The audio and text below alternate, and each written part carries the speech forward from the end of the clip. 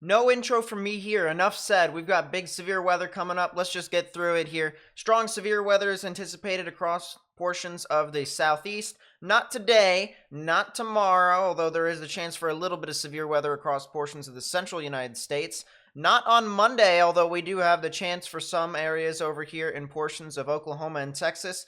But instead, it'll be Tuesday and Wednesday. Big time severe weather is definitely possible, especially on Tuesday.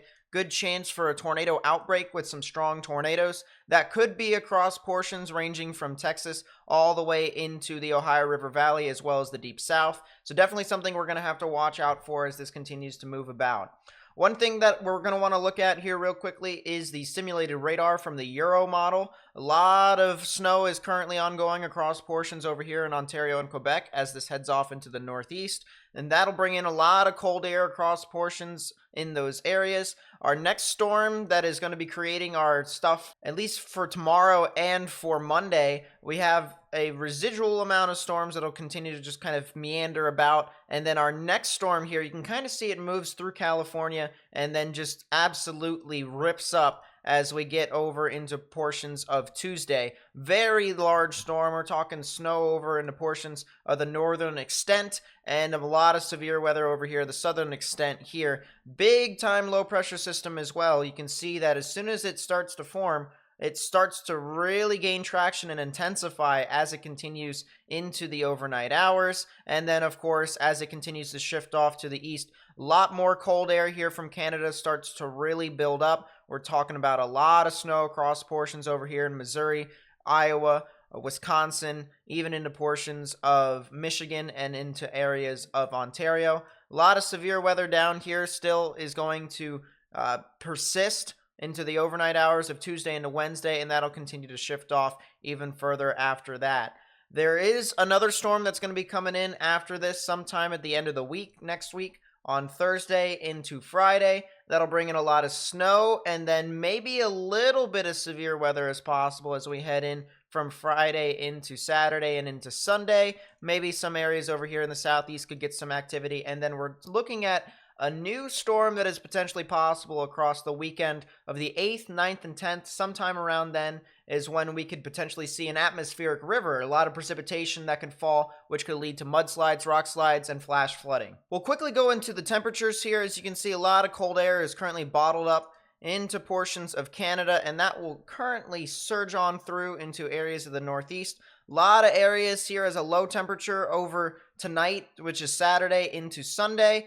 It'll continue to just basically reside across much of the United States, with some areas getting below freezing and even some areas over here in the northeast that can get below zero. So definitely pretty cold there. But as we head into our storm system time frame here, temperatures are going to rise. Things are going to start to kind of build back up again. At least areas that are out in front of the storm, we're going to be seeing a lot warmer temperatures out here, and then even in behind it, it'll get a little bit cold again. All right, as I said, a lot of the cold air from Canada is going to come in behind, surge on through, and basically aid in that winter risk, if you will, the snow risk. So that'll continue to be a thing all the way until we get into the end of next week. Our next storm system's going to try and build as well, maybe even warm up once again, and we're just going to see this pattern really of just as a storm system moves by, everything in front of it's going to warm up, everything behind it is going to cool down. Now, transitioning from that over into our total precipitation over the span of 72 hours, you can see our next storm is going to be bringing some localized precipitation across portions of the south central plains into the southeast. This is going to basically create some localized flash flooding risks. So definitely something that I would say it should more than likely be watched. And then this is also going to continue to kind of move on through off into the northeast before we start to look at our atmospheric river that's going to be coming up in the Pacific Northwest. Look at this. Towards the end of next week into the beginning of the week after, that would be the 9th, 10th, 11th, you can see a lot of precipitation start to build in and around that area. So do not be surprised if we could be talking about a lot of flash flooding, mudslides, etc. in that area.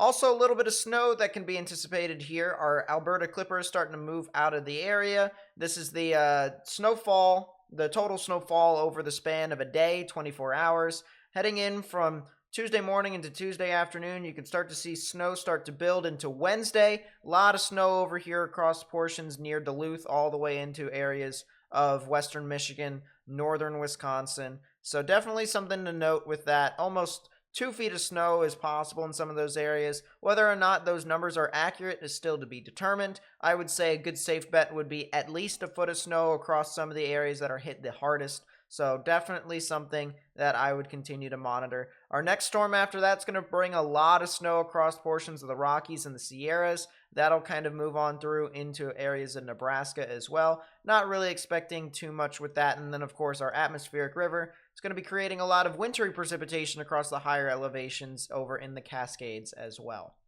I want to get into our nitty gritty now. We'll start specifically with our 500 millibar wind shear here. And just keep in mind that anytime you see the jet stream dip just like this is called a trough. And anytime the jet stream loops up from north going down to south, this is a ridge. And so we have a nice little big trough that's moving on through with our current Alberta Clipper system. We have a new low pressure system with a new trough that's going to be moving on through into California. This is going to start making our severe weather for Sunday and Monday before we start to take a look at, once again, our new system. This is going to be the big one here as we have a much larger trough, and it will start to really intensify as we go from Tuesday morning into Tuesday night. Look at how many bright colors there are on top of the reds and browns. We're talking some very strong wind shear, almost negatively tilted at this rate. It's definitely neutrally tilted, but it's also kind of negatively tilted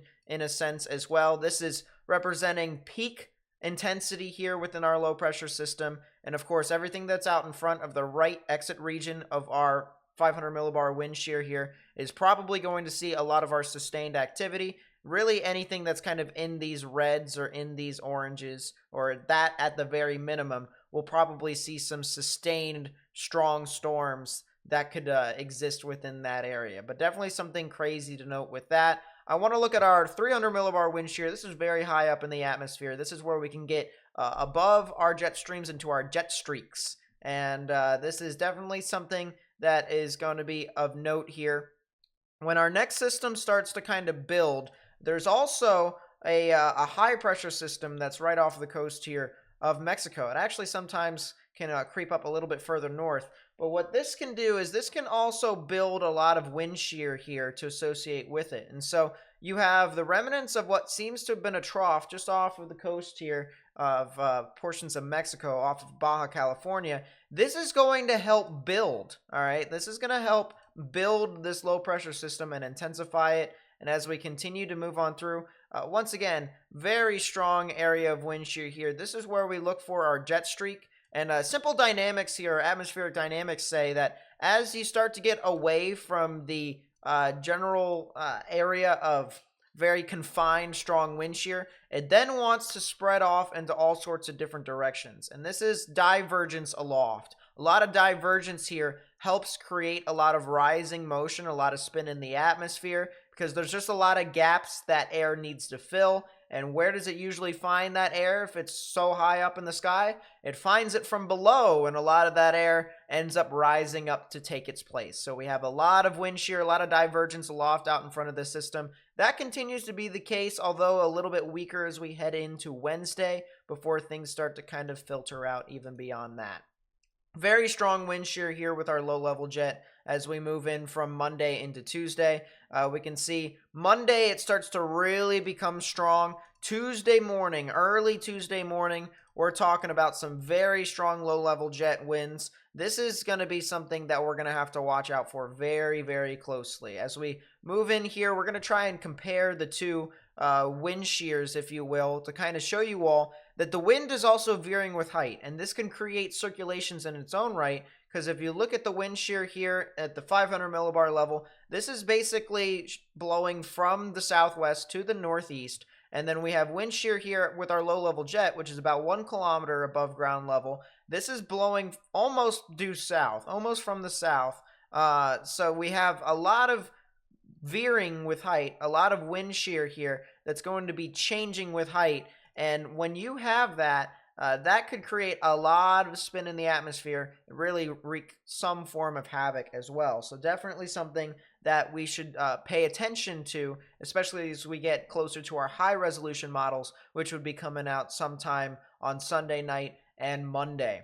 Looking at our dry line here, this is kind of our setup, a lot of our moisture that is going to be building out in front. We're already getting some of those high resolution models. This isn't exactly qualified as a high resolution model, but it does do severe weather a lot better than some other models, including the Euro. This is the North American model. The North American model shows a lot of moisture out in front, and we definitely have a plethora of it. So pretty much anywhere that's within this area could probably have a chance of seeing some severe weather. Unfortunately, we're right at the end of this model, so we don't exactly have any more frames to show you, if you will. But if you could just kind of assume that this shifts off further and further to the east, that is pretty much what you can assume as to where you guys could be seeing some severe weather. So really, anywhere that's within this area here should definitely watch. Same thing here with our energy levels. I want to take a look at our convective available potential energy, but I want to show you guys the trend here with the North American model as we get to the end of it.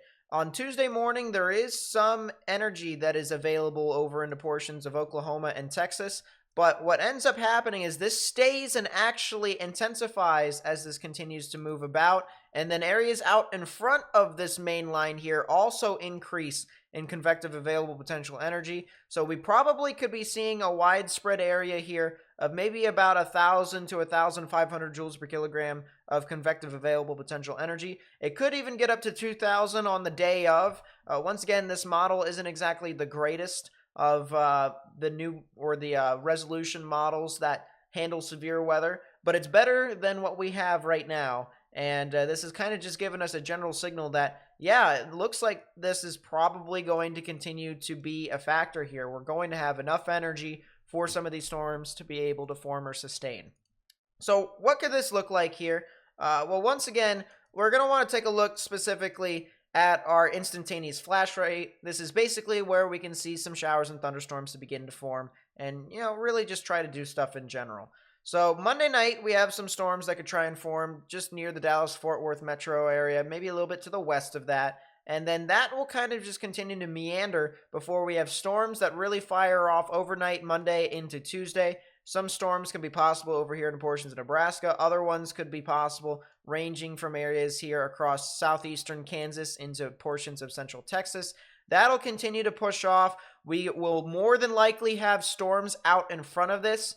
These will likely have the chance of producing your significant tornadoes. So watch out for those discrete storms. That will continue to be the case even into the afternoon hours here on Tuesday, heading into Wednesday. And so once again, this is going to be a multi-round event that will continue all the way through into the late evening and into the overnight hours as we head over into Wednesday. We can show you here as we get into portions of Wednesday, the storms will continue to range on through and really kind of just pick up steam before they start to kind of fizzle out a little bit more. We're talking sometime after midnight before things start to once again pick back up right in the afternoon hours here on Wednesday for a lot of areas here in the Big Bend of Florida, southeastern Georgia, maybe even to portions of South Carolina, as well as into portions over here of the Mid-Atlantic. So definitely something to watch out for if you guys live in a lot of these areas. All right, hopefully you guys enjoyed that video. Tomorrow, we're going to have another upload that is at 11 a.m. Eastern Time. On Monday, we're going to have a live stream that is going to be on Monday night. We might have a video in the early afternoon. We'll have to see how things work out with that. I'm leaning more towards that being the case. And then, of course, Tuesday, there's a good chance we could be live streaming for a very long time. I'm putting that for you right now, right here, right now. We're going to be probably live for an extended period of time. We probably will have 2 different live streams. That's how long we're going to be live for. So definitely something to note with that. Wednesday, there's probably a good chance we'll be live for that as well. We'll just have to see how things move about with the models and what they say. But right now, that's kind of my general idea as to what could be going on for you all here. Thank you guys so much for watching. If you did enjoy the video, please be sure to leave a like, subscribe if you're new, turn on notifications, share this with friends and family and on social media. Also follow me on social media. Link will be in the description down below. I will catch you guys tomorrow morning. So make sure you guys stay safe and peace out, everyone.